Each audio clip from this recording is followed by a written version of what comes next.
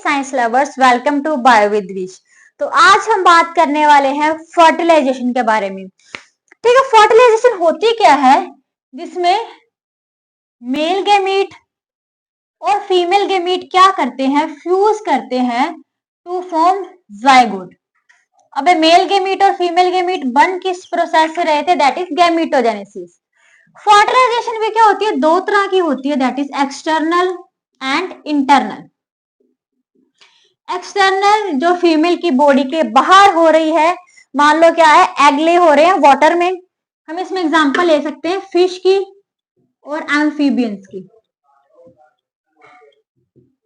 ठीक है, अगर दूसरी तरफ हम बात करें इंटरनल की, मतलब फीमेल की बॉडी के अंदर हो रही है, ये किस में होती है, रेप्टाइल्स में,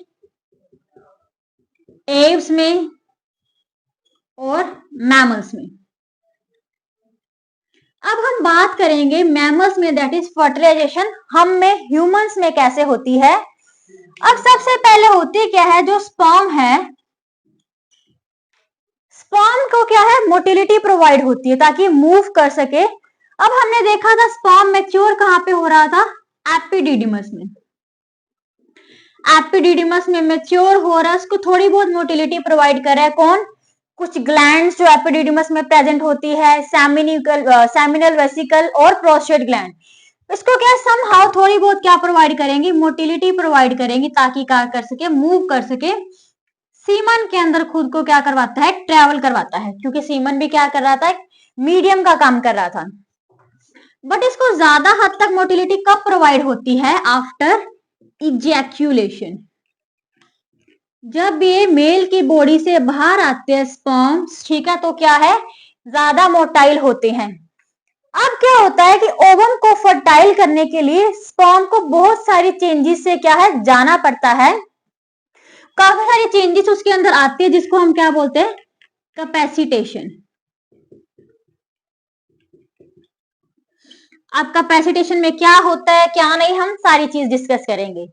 अब होता क्या है, क्वाइटस के टाइम पे, मतलब इंटरकोर्स के टाइम पे, जो स्पर्म है कहां पे ट्रेवल करते हैं, सबसे पहले फीमेल वेजाइना के अंदर। स्पर्म जो है 100 माइक्रोमीटर पर सेकंड की स्पीड से क्या है, ट्रेवल करते हैं। अब क्या है, वेजाइना के अंदर समहाउ कुछ ना कुछ मटेरियल क्या होता है, या कह लो कुछ मीडियम क्या होता है, एसिडिक होता है। जो सीमन में मिलियंस ऑफ स्पर्म्स होते हैं, कुछ आवर्स में वो स्पर्म क्या है, डेड हो जाते हैं, die in the acidic medium of vagina. अब इसके बाद जो कुछ स्पर्म्स बचते हैं, वो कहां पे ट्रेवल करते हैं, यूट्रस में ट्रेवल करते हैं। कुछ उनकी खुद की मोटिलिटी है, कुछ यूट्रस क्या है, कॉन्ट्रैक्शंस परफॉर्म करता है। ठीक है, जो उसकी ट्यूब्स है वो क्या है, कॉन्ट्रैक्शन मूवमेंट परफॉर्म कर रही है, जिसकी वजह से एक सकिंग एक्शन होता है। जो स्पर्म है वो यूट्रस में ट्रेवल करना स्टार्ट कर देते हैं थ्रू सर्विक्स। ठीक है, अब इसके बाद जो है, यूट्रस के बाद स्पर्म ने कहा जाना है, फिलोपियन ट्यूब में जाना है। तो वो क्या है, इसकी एंडोमेट्रियम वॉल से हैंग करके खुद को क्या है, ट्रेवल करवाना स्टार्ट करते हैं। अब आफ्टर क्वार्टर्स 5 डेज तक स्पर्म क्या है, फीमेल रिप्रोडक्टिव सिस्टम में सरवाइव कर सकते हैं। पर वो एग को फर्टाइल कब करते हैं, मान लो एग रिलीज हो गया, जो हमने पढ़ा था, ओवुलेशन हो जाती है। ओवुलेशन होने के बाद, एग रिलीज होने के बाद ओवरी से सिर्फ 12 to 24 आवर्स के बीच में वो क्या कर सकते हैं, उसको फर्टाइल कर सकते हैं। समहाउ जो एग है वो भी क्या 74 आवर तक क्या करता है, वहीं पे रहता है, सरवाइव करता है। बट फर्टिलाइजेशन कब होती है, ओवुलेशन के 12 to 24 आवर्स तक, और स्पर्म क्या है 5 डेज तक उसके अंदर रह सकता है। ठीक है, अब हमने पढ़ना है, एग रिलीज हो गया ओवरी से, स्पर्म फ्लोपियन ट्यूब तक जा रहे हैं। होता क्या है, ओवम और स्पर्म की क्या होती है, इंटरेक्शन होती है, रिएक्शंस होती हैं। अब उसमें क्या होता है वो हम डिस्कस करेंगे। ठीक है, हमने किया था सेकेंडरी oocyte है, सेकेंडरी oocyte के बाहर क्या थे, फॉलिकल्स प्रेजेंट थे।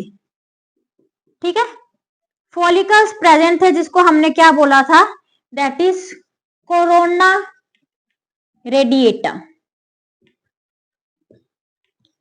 अब ये फॉलिकल्स आपस में एक ग्लू की तरह स्टिक है, ग्लू से स्टिक होते हैं जिसको हम बोलते हैं हाइलोयूरोनिक एसिड। ठीक है, ये सारे क्या ग्लू से स्टिक होते हैं, उस ग्लू को हम क्या बोलते हैं, दैट इज हाइलोयूरोनिक एसिड।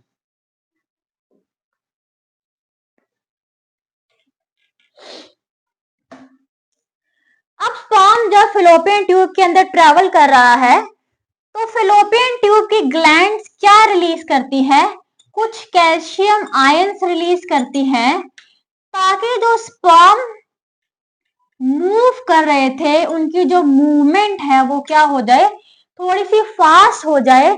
जो धीरे धीरे ट्रेवल कर रहे थे उनकी जो मूवमेंट है वो विप लाइक मूवमेंट हो जाए। ठीक है, दो चेंजेस आती है इनकी इंटरेक्शन की वजह से, एक तो उसकी मूवमेंट जो है विप लाइक मूवमेंट हो जाती है, और जो एक्रोसोम जो स्पर्म का हमने किया था हेड लाइक स्ट्रक्चर थी जो, उसके बाहर जो था दैट इज एक्रोसोम जो था, वो एक्रोसोम क्या हो जाता है, डीजनरेट हो जाता है। अब एक्रोसोम डीजनरेट होएगा, उसकी वजह से जो स्पर्म के हेड पे एंजाइम्स होते हैं वो क्या हो जाते हैं, एक्सपोज हो जाते हैं। ठीक है, कौन सा एंजाइम होता है, दैट इज हाइलोयूरोनाइडेज। हाइलोयूरोनाइडेज उसके ऊपर क्या होता है, एंजाइम होता है। जब स्पर्म क्या है एग के साथ फ्यूज करने वाला होता है, जब उसके साथ अटैच हो जाता है तो जो उसकी हाइलोयूरोनिक एसिड वाली लेयर थी उसको क्या कर देता है, डीजनरेट कर देता है, उस फॉलिकल्स को क्या कर देता है, रिमूव कर देता है। जब वो फॉलिकल्स रिमूव हो जाएंगे तब आगे वो क्या करेगा, प्रोसीड करेगा फर्दर प्रोसेसिंग के लिए।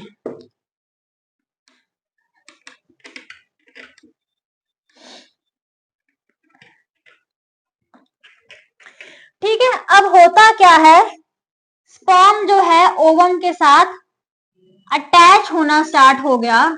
ठीक है, उसकी सिर्फ आउटर लेयर को उसने क्या कर दिया, डीजनरेट कर दिया। बट इस टाइम पे होता क्या, एक तो वो क्या करेगा, उसके सबसे पहले ओप्लाज्म को क्या करेगा, डीजनरेट करेगा। पर इससे पहले कंपैटिबिलिटी टेस्ट होता है कि दोनों एक दूसरे के लिए कैपेबल है या नहीं।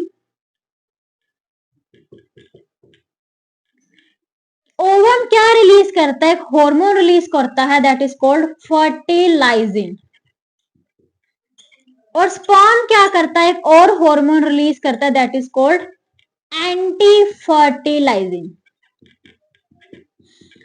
जब स्पर्म अटैच हो रहा है, ओवम हार्मोन रिलीज कर रहा है, स्पर्म अपना ओवम हार्मोन रिलीज कर रहा है, तब उन दोनों को पता चल जाता है कि हम एक दूसरे के लिए क्या है, कंपैटिबल है, और ओवम क्या करता है, उसको अलो कर देता है कि वो क्या है, उसके अंदर एंटर कर सकता है। इन एक्चुअल अभी वो है क्या, सेकेंडरी oocyte ही है, उसकी आउटर लेयर हमने डीजनरेट कर दी। ठीक है, ओप्लाज्म को उसने ब्रेक कर दिया, हार्मोन्स रिलीज हो गए, कंपैटिबिलिटी चेक हो गई है।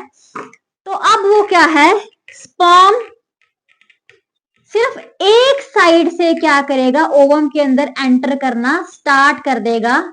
ठीक है, by the help of enzymes that is hyaluronidase. अब एक साइड से वो जैसे ही एंटर करेगा, जो उसकी जोना पेल्यूसिडा है उसमें चेंजेस आ जाएंगे, ओवम की जोना पेल्यूसिडा में। ठीक है, उसको प्रॉपर क्या कर देगी, बाहर से हार्ड कर देगी ताकि कोई और स्पर्म उसमें एंटर ना कर सके। इसको बोलते हैं मोनोस्पर्मी, कि सिर्फ एक ही एग उसको फर्टिलाइज कर रहा है। ठीक है, पॉलीस्पर्मी को वो क्या कर देगी, अवॉइड कर देगी। अब इसमें क्या एंटर कर गया, स्पर्म एंटर कर गया। अब जैसे इसके अंदर स्पर्म एंटर करेगा, जो फीमेल का ओवम था वो क्या करेगा, चेंजेस आने स्टार्ट हो जाएगी। क्यों, क्योंकि अभी वो सेकेंडरी उस साइड था। नेक्स्ट वो हमने जब बात की थी वो अपनी क्या करेगा, सेकंड मियोसिस स्टार्ट करेगा, और उसके बाद वो प्रॉपरली मैच्योर ओवम में चेंज हो जाएगा, सेकंड पोलर बॉडी क्या हो जाएगी, एक्सट्रूड हो जाएगी उसके अंदर से, और वो धीरे धीरे क्या हो जाएगा, मैच्योर हो जाएगा। मैच्योर होने के बाद वो क्या बना देगा, दैट इज फीमेल प्रोन्यूक्लियस। ठीक है, उसमें अब क्या बनाना है, फीमेल प्रोन्यूक्लियस बनाएगा।